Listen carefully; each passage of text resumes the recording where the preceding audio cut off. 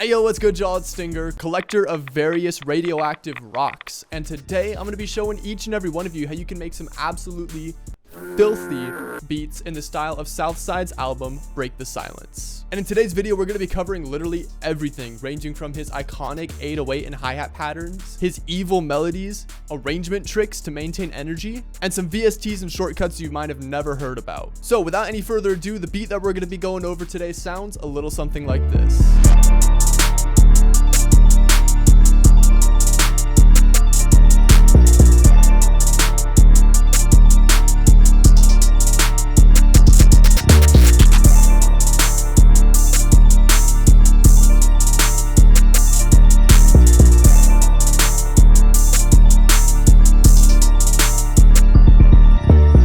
So the first thing we're going to go over here is the melody. And my first suggestion for the melody is to start off with some kind of mallet or bell or something that has a really plucky transient. And with this sound, I suggest using triplets to shape your melody. By using triplets in the melody and having a two-step hi-hat pattern, we're creating a sort of polyrhythm between the melody and the drums. And this is something that's going to enhance the bounce by a ton. So right here, I just have a super simple melody playing a triplet rhythm. And in this melody, we are making use of the root note of our scale, which is F, as well as the half-step intervals in the scale. And half-step intervals are notes that are just one semitone away from each other. Now, here's what this melody sounds like.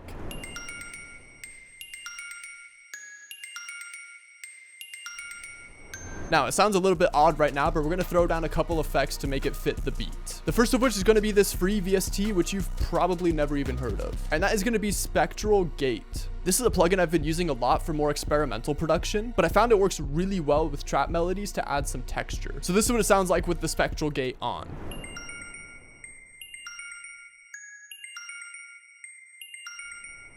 As well as that, we're throwing down halftime, and this is applied to all of the melodic effects. And if you're using halftime within Shaperbox, I recommend playing around with the length of the LFO, as you can get a lot of really different sounds.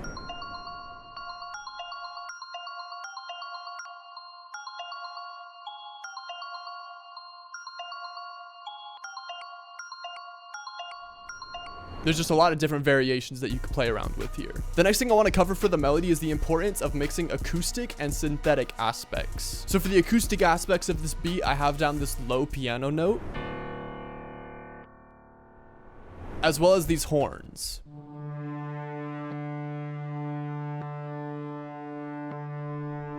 And then for the synthetic components, I have down this synth pluck as well as the bell from earlier.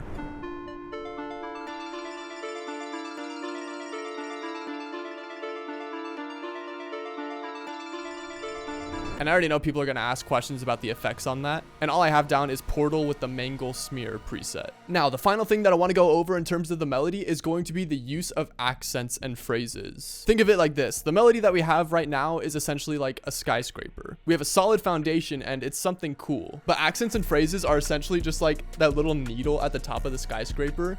It doesn't do much in the whole grand scheme of things, but it just makes the skyscraper look so much cooler.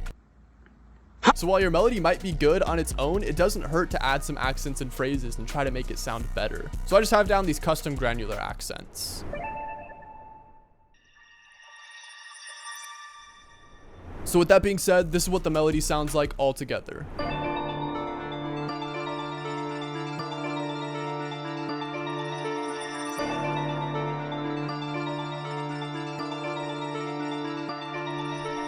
So now that we've covered the melody, let's go over the next portion, which is the 808s. And for 808s in this style, I have 3 tips. The first of which is going to be to use some kind of hard 808. Typically in this style, people will go for like a spins type of 808, which is what I'm doing here. And with that 808, you're going to turn the velocity all the way up in the piano roll, and then make sure your 808 is clipping above 0 decibels. This combined with a soft clipper on the master is going to give you a really nice punch. The second tip that I have for your 808s is to make use of octaves and fifths. What I mean by that is to vary the octaves in which your 808 is playing. And for fifths, you're making use of the fifth of the chord of your root note. In simple terms though, all you need to do is take your root note and put it up by 7 semitones.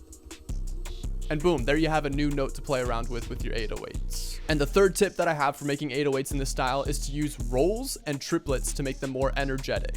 So you're just gonna go over to this little magnet icon and hit 1/3 beat. This is gonna activate the triplet grid, and you can make use of this towards the end of your 808 pattern to really bring the energy to a crescendo. So with that being said, this is what the 808 pattern sounds like.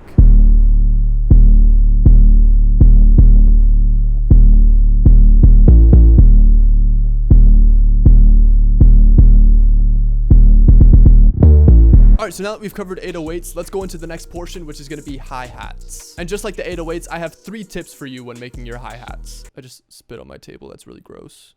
The first thing I would suggest is to start off with a basic 2-step rhythm. This is going to give you a really solid foundation to build the rest of your hi-hat pattern off of. Now, the next thing you're going to do is introduce some hi-hat rolls. Now, for hi-hat rolls in this beat style, I recommend going over to the magnet tool and then either hitting 1/6 beat or 1/3 step. So I'm just going to select 1/3 step for the example. After selecting one of those two, you're going to highlight a note and then hit Control U. This is going to chop it to the grid that you have chosen, and using denominations of 3, such as the 1/3 step or the 1/6 beat, is a surefire way to add some bounce to your hi-hats. And now the third thing that I recommend when making your hi-hats is very similar to the other aspects of this beat, but that is to use triplets. Now, in the hi-hat pattern that I use in this beat, towards the end, I am just spamming triplets. Do not be afraid to do that. And also don't be afraid to vary the pitch as well. So with that being said, this is what a hi-hat pattern sounds like implementing all of those strategies.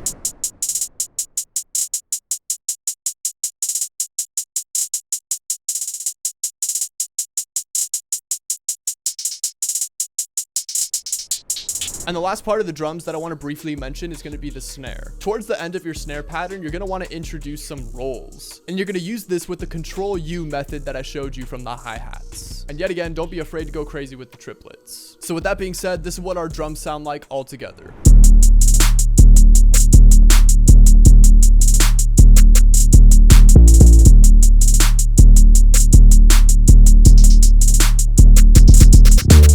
Alright, so now that we've covered the melody and the drums, we're going to go over the last portion of this tutorial, which is the arrangement. 3 seems to be the magic number for this tutorial, so with that being said, I have 3 tips for arrangement. The first of which is to take away or introduce an open hat in certain sections of the beat. You may not think it, but an open hat can do wonders in maintaining energy in a beat. So just as an example, I'm going to play this portion of the beat which doesn't have the open hats, and have it lead into the portion that does have the open hats.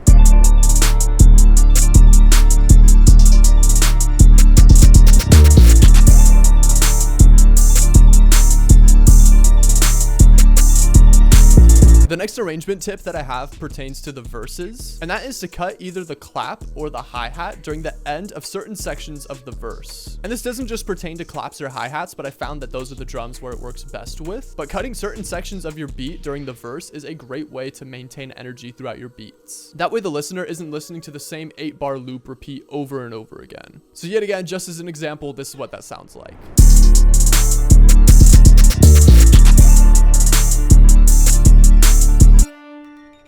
And the final arrangement tip that I have for you guys is to use transition sounds to lead into the chorus. And one of the most effective transition sounds that you can use is going to be a riser. So as you can see, I just have this leading up into the chorus, and this is what it sounds like.